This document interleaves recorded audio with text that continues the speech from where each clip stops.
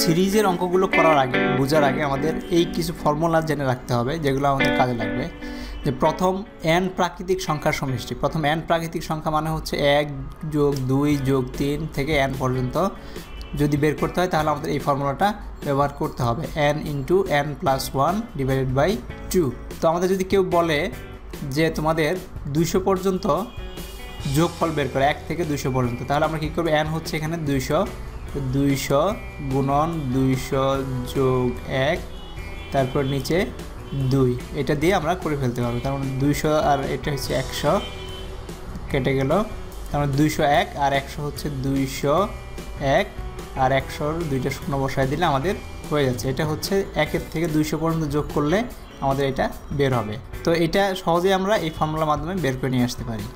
Next হচ্ছে, যদি আমাদের প্রত্যেকটা সংখ্যার বর্গের সমষ্টি বের করতে হয় তাহলে আমাদের এই ফর্মুলাটাকে ব্যবহার করব, যে 1 square 2 square 3 square up to n square পর্যন্ত বর্গের যোগফল বের করতে হলে এই ফর্মুলার মধ্যে আমরা করতে পারি, যেটা n into n plus 1 into 2n plus 1 divided by 6 বা 6।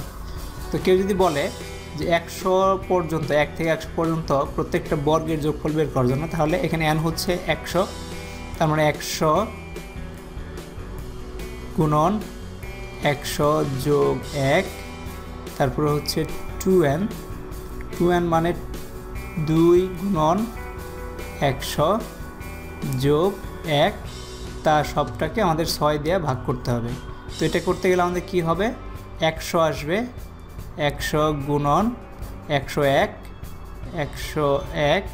গুণন 201, 2 100তে 200 প্লাস 1 201, নিচে হচ্ছে 6। তো এটাকে যদি আমরা ভাগ করি, 2 দিয়ে যদি করি 3 আর এটা হবে 50। তো এইখানে আমরা যদি দেখি 201-কে 3 দিয়ে কাটা যায় 67 হবে, 3 6 18 21 7 বার যায় 67 হবে। তাহলে এটার গুণন করলে আমাদের যে রেজাল্টটা হবে সেটা হচ্ছে 338350। তো এটা আমাদের সবগুলোর বর্গের যোগফল বের করতে এই ফর্মুলার মাধ্যমে আমরা বের করে নিয়ে আসতে পারি। ঠিক একইভাবে কোনো প্রথম n প্রাকৃতিক সংখ্যার ঘন যদি বের করতে হয়, কিউব যদি বের করতে হয়, যেমন 1 কিউব প্লাস 2 কিউব পর্যন্ত যদি হয়, তাহলে আমরা এই ফর্মুলাটা ইউজ করব, n into n plus 1 divide by 2 whole square. এটা মানে হচ্ছে যে এইটার যেটা ছিল n into n plus 1 divide by 2, এটাকে স্কোয়ার করলেই আমরা কিউবের অংশ পেয়ে যাব। কিউবের তো প্রথম n বিজোড় সংখ্যার সমষ্টি যদি থাকে, যদি এরকম থাকে 1 যোগ 3 যোগ 5 যোগ 7 যোগ আপ টু 2n মাইনাস 1 সমান সমান, তাহলে আমাদের n স্কোয়ার করলে আমাদের রেজাল্টটা পেয়ে যাব। তার মানে প্রথম 100-র মধ্যে যত সংখ্যা আছে 100-র মধ্যে, তার যোগ অড নাম্বার মানে বিজোড় সংখ্যা আছে, সেগুলোর যোগফল বের করতে হলে n স্কোয়ার, মানে তো এইগুলোকে আমরা এই পর্যন্ত n স্কোয়ার দিয়ে আমরা বের করে নিয়ে আসতে পারি।